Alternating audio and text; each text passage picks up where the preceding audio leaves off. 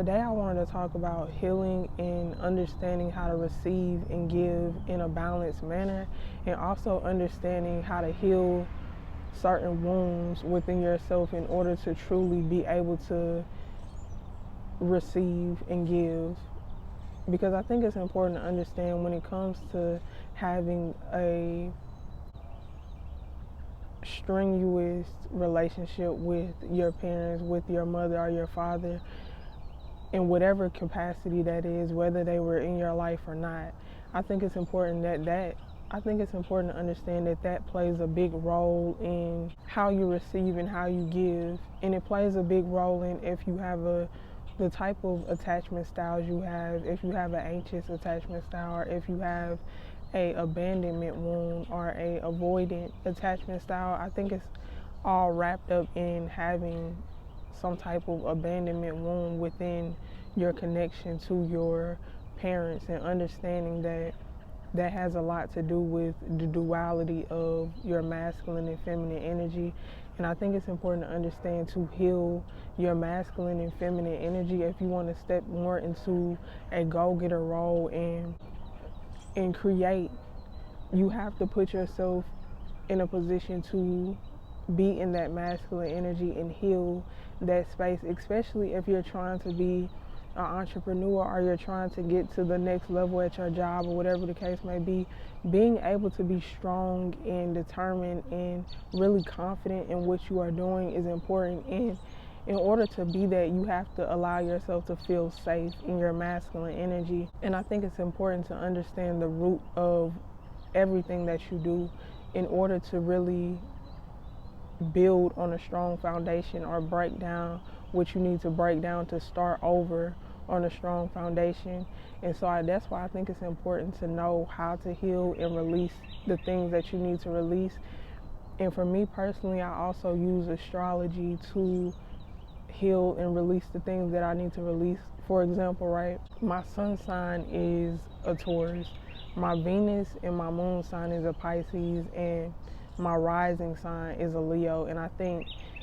when it comes to your emotions, it's so important to understand how to heal, and it's so important to understand how to show up within that and understand what you need as an individual. And when it comes to your moon sign and your Venus sign, that is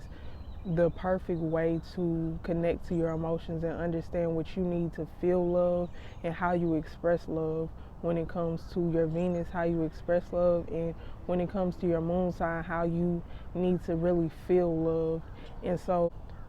for me personally, I use water in order to cleanse and remove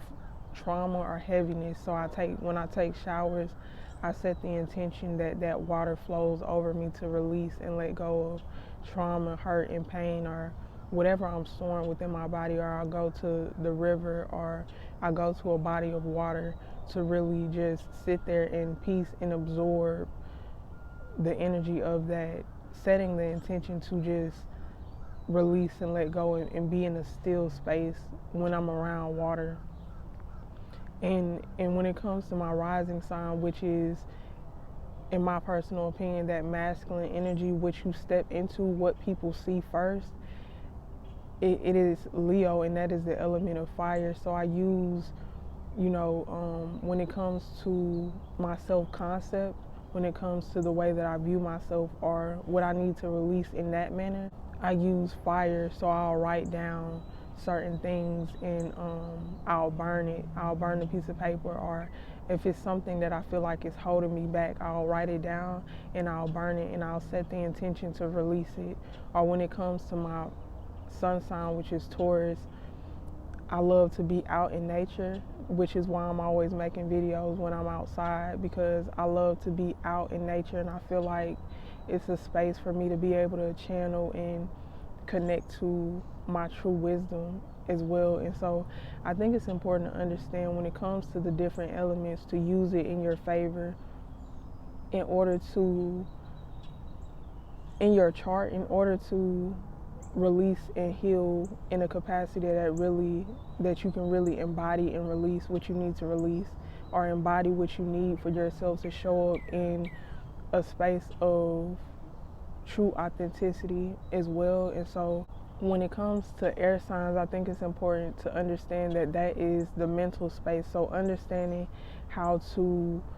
connect to, when it comes to healing, when it comes to the different elements, when it comes to your, if you're a fire sign, an earth sign, water sign, or an air sign, it's important to understand, if you're a fire sign, to use fire in order to heal, whether that be writing down and journaling something that you feel like is holding you back and burning that piece of paper, or whether it be sage, or whether it be just using or incorporating fire within your healing sessions is important to release and let go. If you're a fire sign, if you're a water sign, using water, to incorporating water in your routine to help you to release and let go, like taking a bath, taking a salt bath,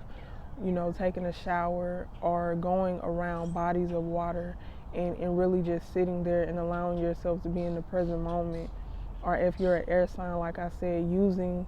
that mental chatter and really allowing yourself to sit down and allow yourself to just be the observer of your mind instead of attaching yourself to every thought. Just allowing yourself to sit back and be the observer of the mental chatter that's going on, and using a notebook and writing it down, or speaking out loud and just getting your thoughts out there.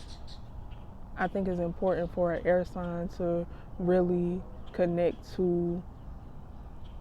healing, or connect to whatever you need to connect to work through what you need to work through. And I think for a earth sign, it's very important to allow yourself to ground. Be outside, take your socks off and put your feet in the dirt, or put your hands in the dirt, or wrap your arms around a tree. I think it's important to understand that being outside is your best friend if you're an earth sign, and I think it's important to understand what you are in order to really use it to your benefit, in order to grow as an individual, and also, understanding the power of prayer as well. I use different techniques in order to connect to what I need to connect to, because I've been through a lot in life, and I refuse to let that be the end story, the end game for me. And I refuse to let my past hurts and pains turn me into something that I am not, turn me into something that is cold, or that is wounded, or that is a victim for the rest of my life. I refuse to do that. And so I use everything in my power to forgive the people from my past, and forgive myself, and step into what I'm and who I am meant to be. And so that is why I make these videos as well, to just express all of the work that I've done and put in within myself, and the wisdom that I have accumulated from those different experiences, or from different connections, and putting that out there to somebody that might need the information that I'm sharing, because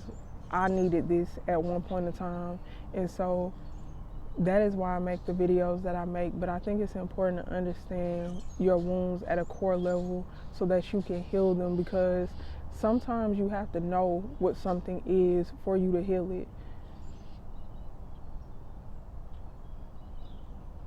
Sometimes you have to know exactly what the cause of something is for you to understand how to really